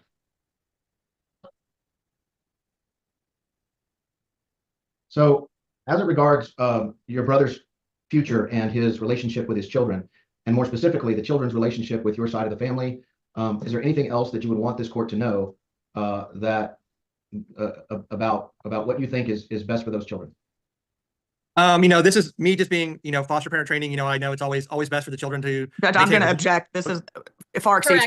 I think currently I have to sustain the objection. Okay. I pass witness, Your Honor. Okay, thank you. Ms. Locke, let's go with you. I think what I'll do is you can cross. Remember, you don't have a whole lot of time. I know. And then we're going to take a break, and we'll probably go closer to noon rather than ending at 11:30 today. Oh, unless y'all don't have anybody else. I don't know what you have, but I see Lisa Whitaker in the waiting room, and my intention is to try to get through Lisa Whitaker. But I do think we need to take a break for Ms. Racanelli after you do your cross-examination here, Ms. Locke. And it'll be short. All right, go ahead. All right, Mr. Whitaker, what other bank accounts does Mr. Whitaker have in North Carolina? I'm not aware of any bank accounts in North Carolina. Okay. And what is the bank account that he's deposited his income that he earned from March of 2024 through September of 2024 into? It should have been there's two Wells Fargo's account. There's a business account and there's a personal checking account at Wells Fargo. And that is the account where all of his income came in during that period of time? I wouldn't be able to speak to that. I don't know what income he's earned. Okay. Well, were you aware that he was working during this time doing roofing and various odd jobs? I know that he was pursuing different career options of businesses that he could start. Outside of that, I don't know of any income that he earned other than through Whatnot, which is where he was selling trading cards. And how much did he make on Whatnot? I believe it's a little over $5,000, which you can see deposited into one of the Wells Fargo accounts. Okay. You exchanged text messages with my client immediately after his arrest. Isn't that correct? Which arrest? Like in June of 2013? Correct. I'm assuming I'm sure once I got set up, it would have taken a couple days to. Oh, you're with your client? Yes, with Lacey. Yes, absolutely. Yep. Okay. And you recognize these text messages, correct? Yep. All right, Judge, I move to introduce P50. I don't think they'll read them, but we will. It says, I don't know, I am dumbfounded. If he sought someone so young and he knew, not as surprised that he can be a big, dumb, irrational guy at times and do really stupid stuff. My first thoughts when I saw FBI was a blacked out, drunk, stupid DWI that he had killed someone and might not even know. And I'm assuming that was Dusty, and now this is Lacey responding. They said he knew she was 15, flew to Nashville, drove to Charlotte, and got a hotel room. Was all premeditated. Ay, ay, ay.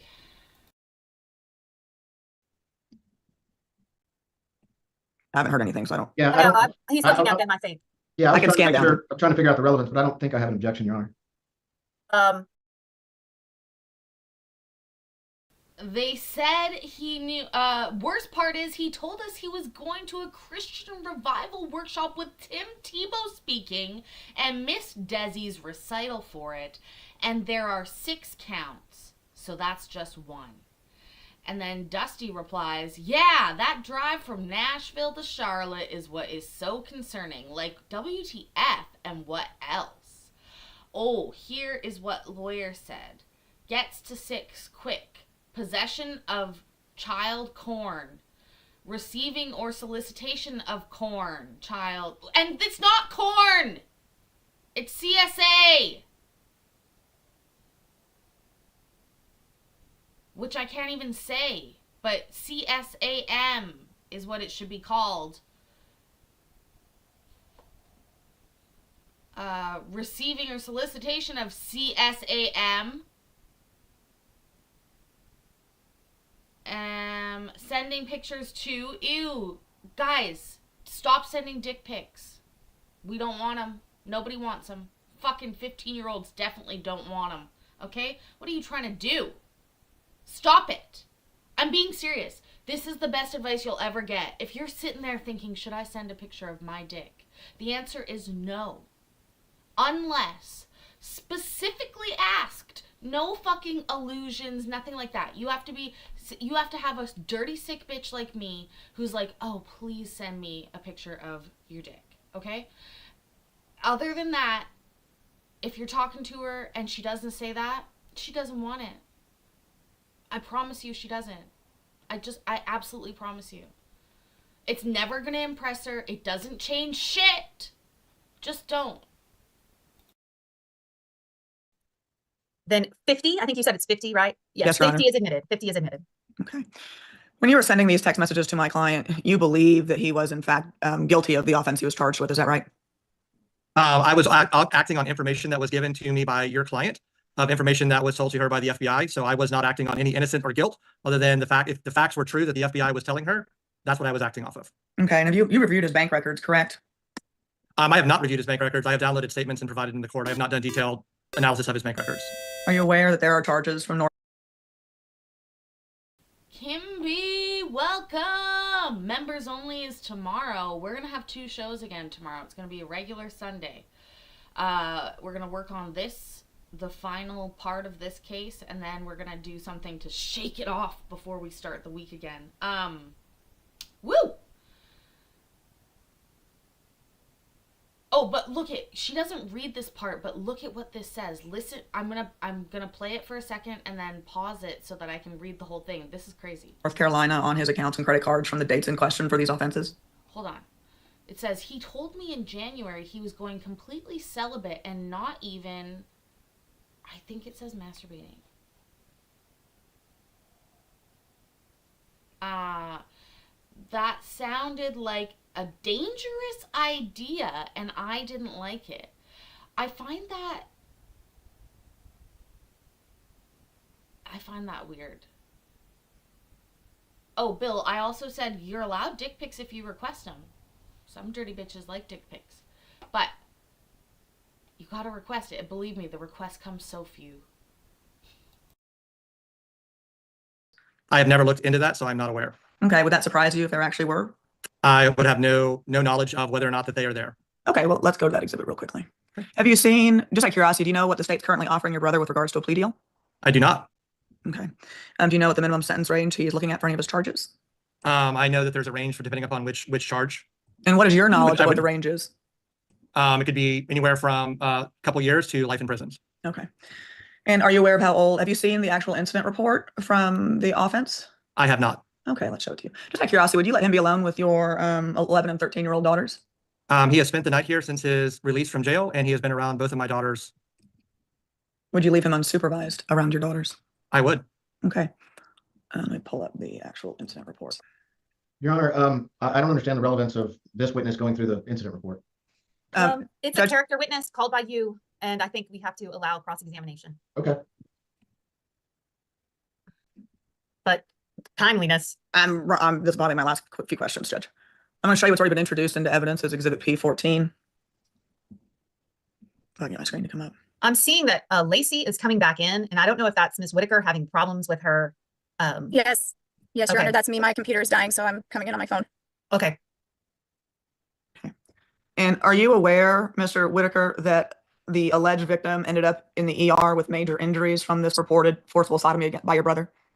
I am not. I knew that she had been taken to the hospital based on the fact that I was in federal court when he was being at his bond hearing there. Okay. And now you're aware that she suffered serious injury, is that right? I see that here on the victim report. Okay. And does that change your opinion on the concerns you would have about leaving your children unattended with your brother? I saw all 7 felony charges my brother was charged with by North Carolina, and I still allowed my brother in this house, sleeping in the house 8 feet away from my daughters, and I have no concerns with my safety of my children around my brother. Okay. Sitting here today, do you believe he committed this offense? I have not seen any of the facts on this, so I have no idea whether or not he did. Okay. And you believe it's in these children's best interest to go see their father behind prison walls? Since you objected to it earlier, I will once again state that I believe that it's in the best interest of children to maintain relationships with their parents in whatever safe form fashion that the court deems allowable, and that the experts are much better suited than I am to answer that question. But I believe that contact should be remained. Okay. Thank you. I pass witness. I don't have anything further for this witness, Your Honor. So then, Mr. Whitaker, Mr. Dusty Whitaker, you are excused as a witness and you are free to go. I'm going to remove you from the Zoom. The rest of us are going to be on a 10-minute break, and we'll call Ms. Lisa Whitaker after that. Thanks.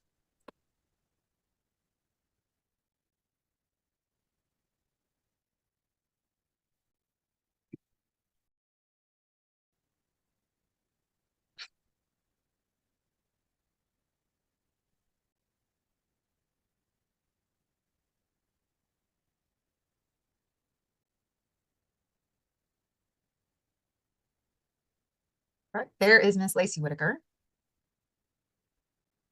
Miss Locke, are you there?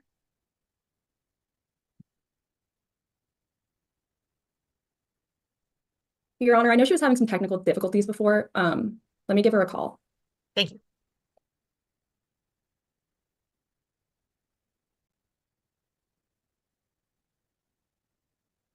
Mr. Kazin, remind me, is Miss Sosa with you? Yes, ma'am. Okay, Miss Sosa's with you, and then Miss Boland and Mr. Diaz are with Miss Locke, I think.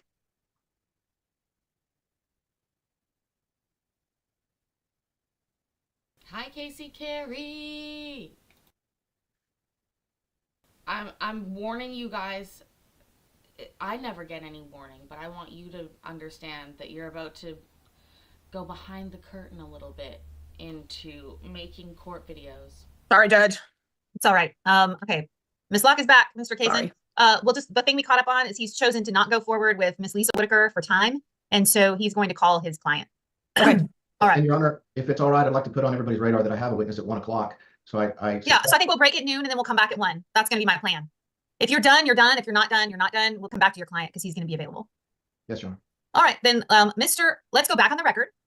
At this time, Mr. Kazin, you are recalling Mr. Whitaker, but calling him as part of your case in chief. Is that correct? That is correct, Your Honor.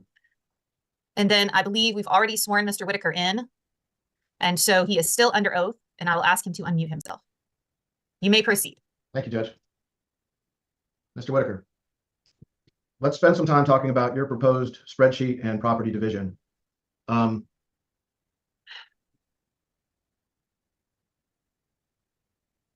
These figures that we have on the spreadsheet, to the best of your knowledge, are they true and correct, at least as of the dates that are in the notes files? Yes, sir. With your skills as a financial advisor, did you help me craft this personally? Yes, sir. So let's talk about how it operates just a little bit. First of all, do you see that down here? Let's take it all bit by bit. Is there Judge, do we know what exhibit number this is? I'm sorry, I just can't see it from the screen. Yeah, it's our. I'm sorry, Your Honor.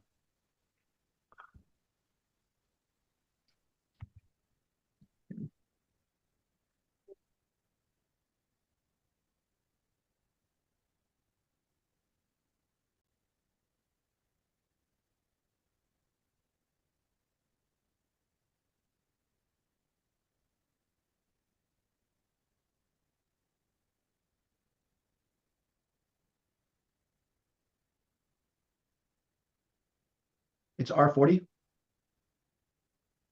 Okay, thank you.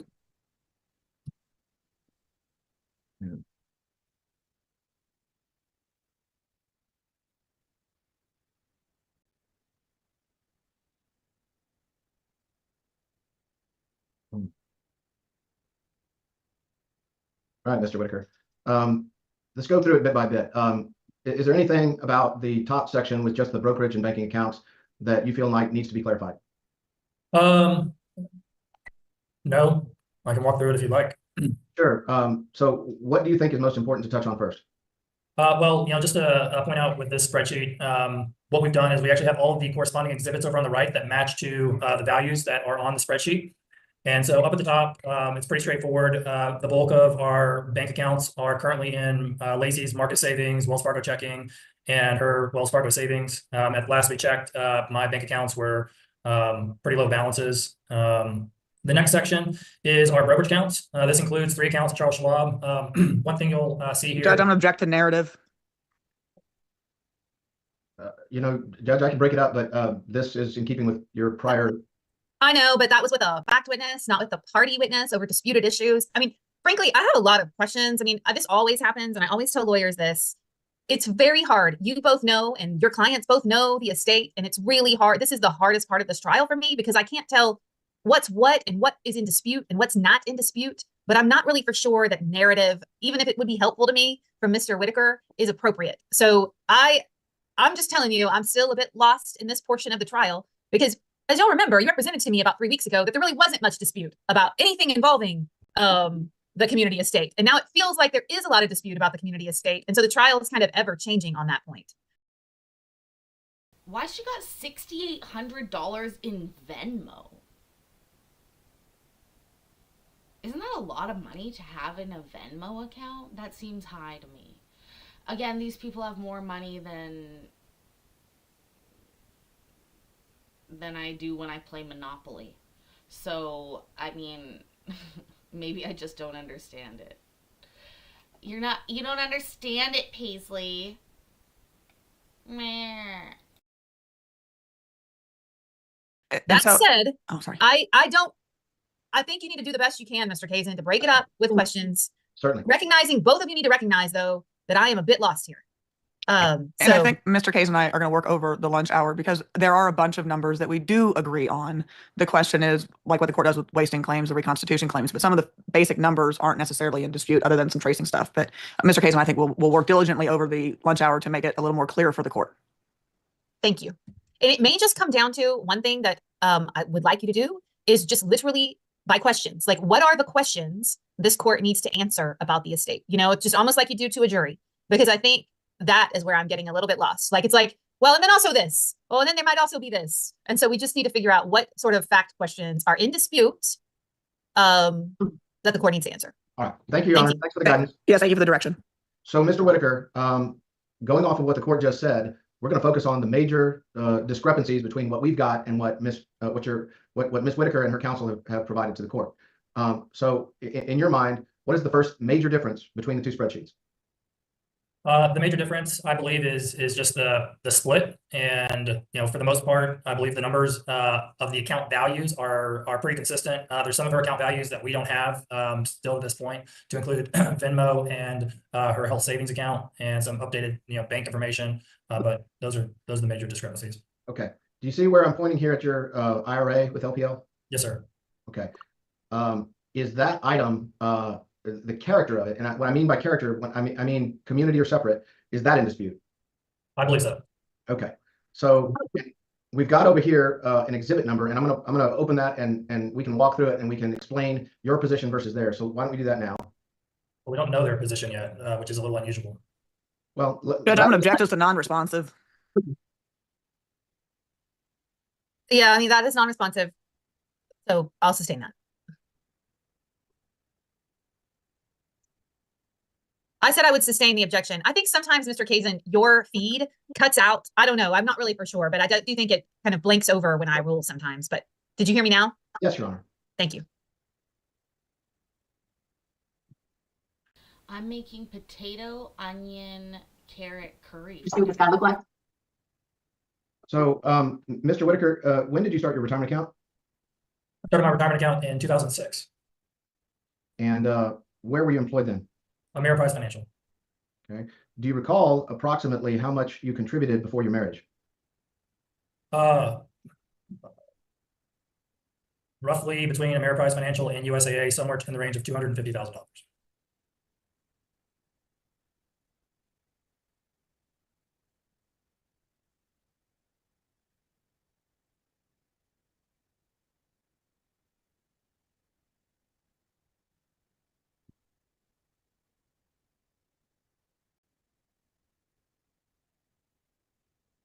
He's standing up. Apologize, Your Honor. These people are good at Trying to saving. find I'll something. give them that.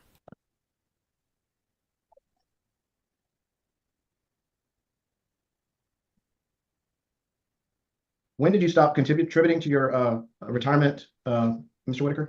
I resigned from USAA in June of 2017, and I think my last contribution was mid-June of 2017.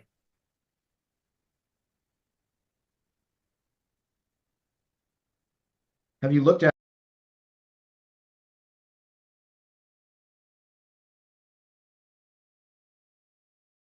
Welcome to the club, kids. At this point in time, Paisley is yelling. Are you fucking kidding me? I get very mad when that happens. There's nothing you can do about it. I try my best to get as much as we can, and I did indeed get the next 3 hours after they came back from lunch, but maybe blissfully we were spared the rest of his spreadsheet testimony.